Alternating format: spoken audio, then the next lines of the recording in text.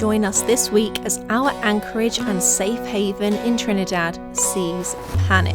Get me to that boat. I'll get on. Tony's boat job sees the kettle save the day. We go on the hunt for the best market finds before finding ourselves trailed by the police in one of the world's most dangerous cities. I'm Tony. And I'm Bryony, and we're two ordinary people who gave up everything for an extraordinary dream. A military veteran turned sparky and skipper. And a wilderness and offshore medicine nurse specialist. Together, we bought an old steel sailboat to sail around the world, from the highest highs to the lowest lows, and facing whatever challenges lie over that next horizon. We are living a big off-grid adventure on a small budget, fueled by determination and our love for a path less travelled. And together, we're cut above sailing. Welcome aboard. And yet today's adventure started with disappointment. Day 2. We don't have our friends with us today as they're doing stuff with the boat because they're going splashing back into the water tomorrow, so they're pretty busy today actually. So we're going to explore and we've came to Lopinot? Lopinot. It's an old historical house and garden sorts of thing. Yeah. It looks like more of a botanical gardens in a historic area, but we shall see. Keep up, buddies.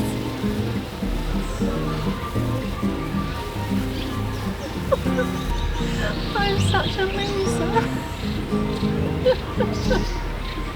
I embarrass myself sometimes. Who knows how many times I embarrass Tony on a daily basis. Too many.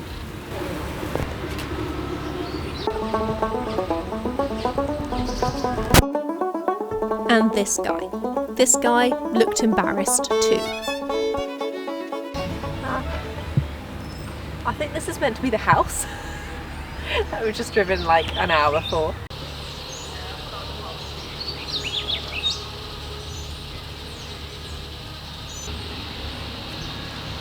We're going to miss out on a nice historical house.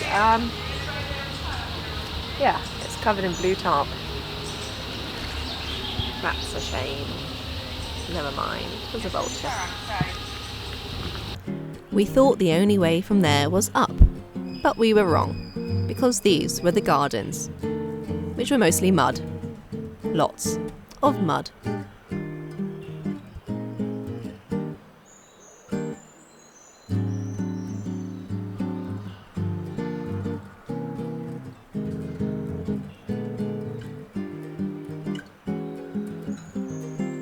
There's a lot of renovations.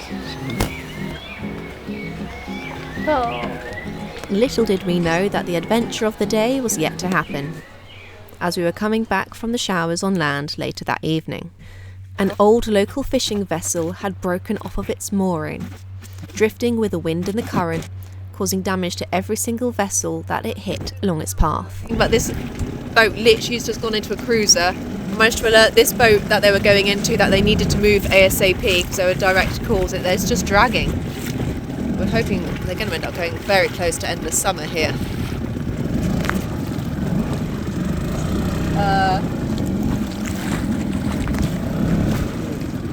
Oh god. If we pull endless summer somehow, because they're drifting this way. Yeah. Don't get between. Oh god, someone's going to get us. No point. We need to pull endless summer. Yeah. But also stay out the way. Our engine isn't going to do anything. Right, Tony, get me to the boat. Get me to that boat. I'll get on endless summer. Yeah. With fenders, muscle and a lot of stress, the fishing vessel only just clipped endless summer. But the next boat was not so fortunate. And all I could do was watch on as the chaos unfolded.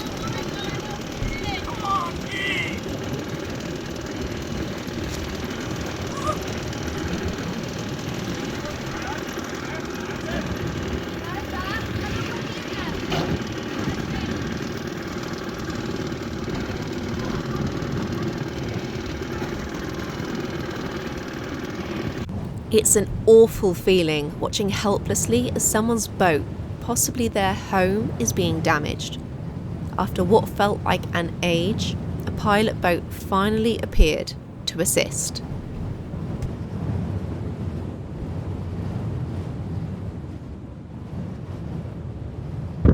They haven't got it off yet.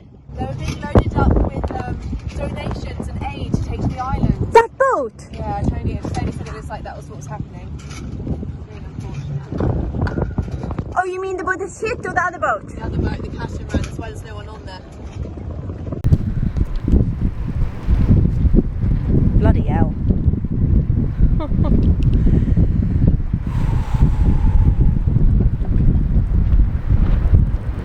I need a bevy. That was a bit scary. It's a damn big boat that's now being managed by the tug behind me. Thankfully, no one was hurt.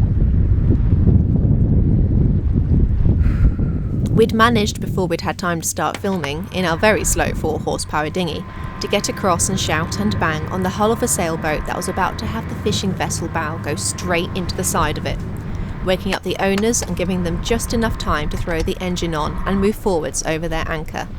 They were the ones who put the call out over VHF to ask for urgent help, hence the pilot vessel arriving. Unfortunately, the damaged catamaran was loaded with humanitarian aid to go to the islands hit by Hurricane Beryl. You'd have thought that we'd wanted to sleep in after an evening like that, but no. We were up early to catch a shuttle bus to the market in Port of Spain. Word of warning, you do have to go through the meat and fish section to get to the rest of the market. It smells as one would imagine and has sights which some might not care for, including baby sharks and the skin peeled off a pig face, something like a Halloween mask.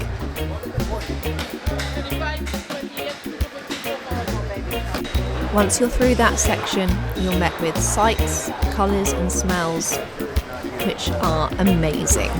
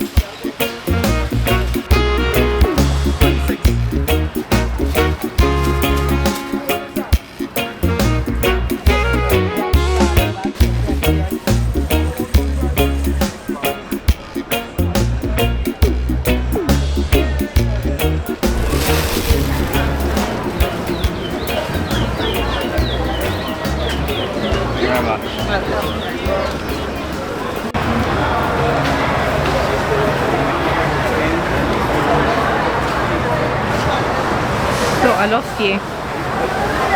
You did not. Tried harder. So that's our colourful haul of fruit and veg. Most expensive thing there were the 2 dragon fruits, which were £4 English for those 2. The rest was cheaper, so overall it's a pretty good buy today.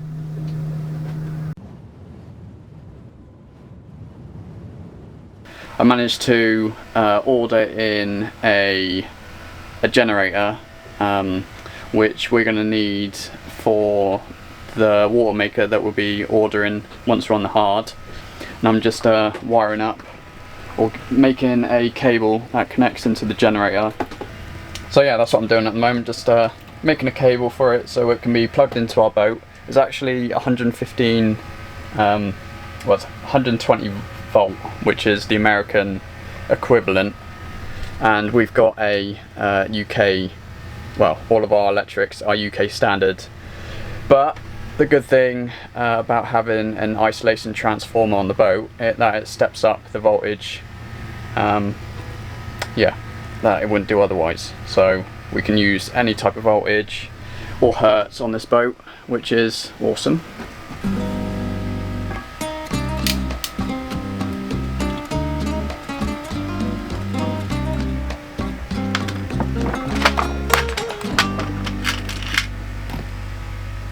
Made my charging cable, I'm pretty sure it's the right size. I did double check because it's the American standard. I think it's 14 gauge, which is equivalent to 2.5 mil, which I've got on the boat luckily.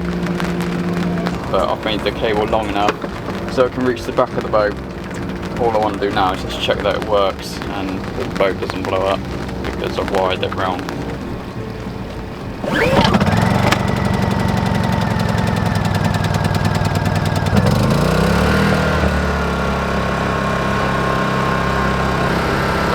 Works. Yeah, now I'm brought up the Victron app to tell me if it does start charging, but I need to go and check the transformer as well, see what light it's going to give me.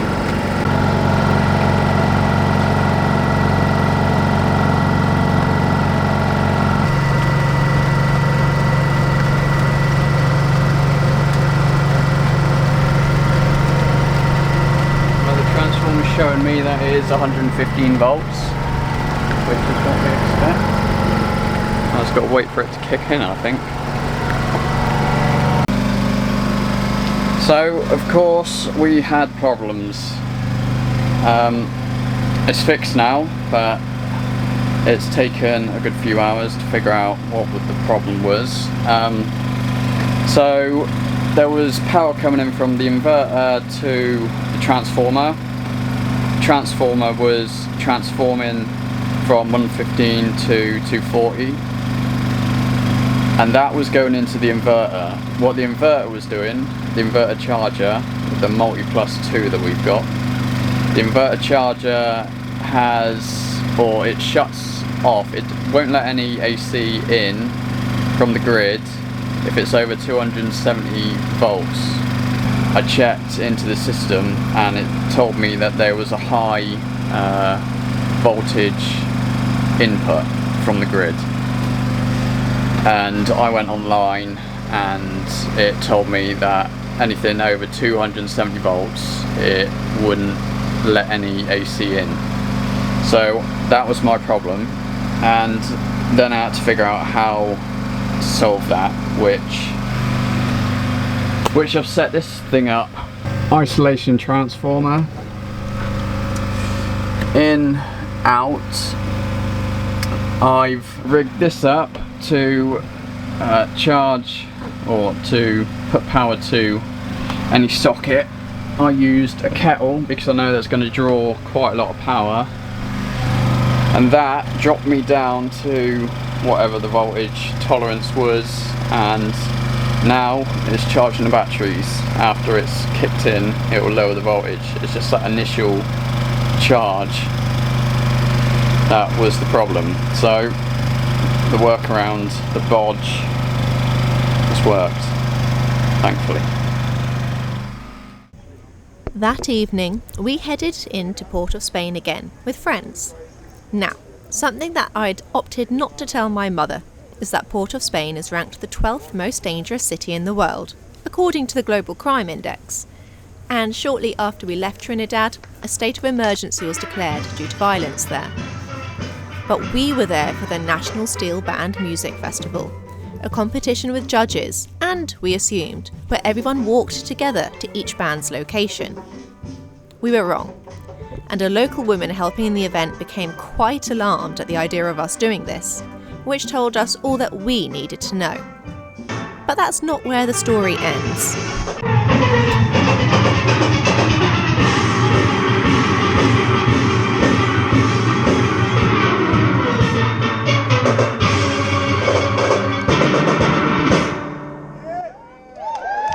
We'd seen the judges and others present arrive in a very nice looking bus, and so we poked our heads in before they left, explained the situation, and asked if we could join. They conferred for a while quietly before kindly saying yes. But on the way to our next location, something seemed a little bit suspicious. We were being trailed by the police, which is not something I'm particularly used to.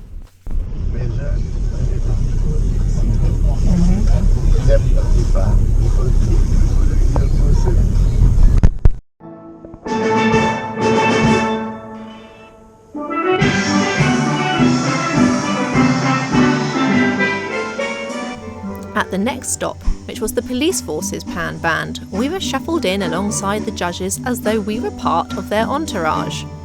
And then they started announcing names of those present, including the Right Honourable, who we later realised might have been the Prime Minister. That explains the police escort.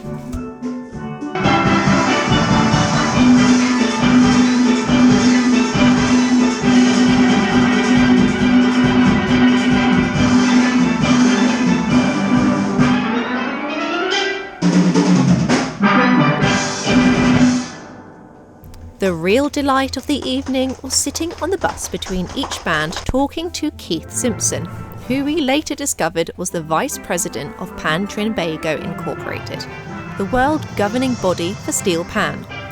He spent so much time telling us all about the history of steel pan, how it was invented there, how it's their national instrument, how they are made, and the cultural influence of the music. We struck gold with this guy.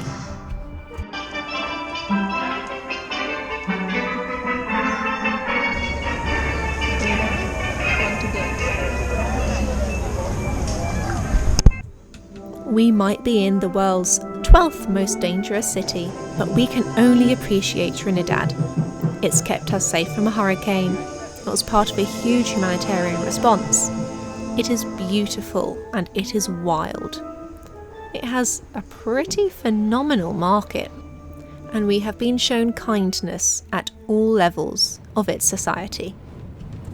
But next video, we prepare to say farewell to Trinidad. Temporarily, because we are going home. But our attempt to escape to a more picturesque anchorage beforehand is a failure, as alarms ring and the engine starts to fail. Cue a lot of frustration as we struggle to identify the problem and worry how we will even make it to our haul out. We'll see you there.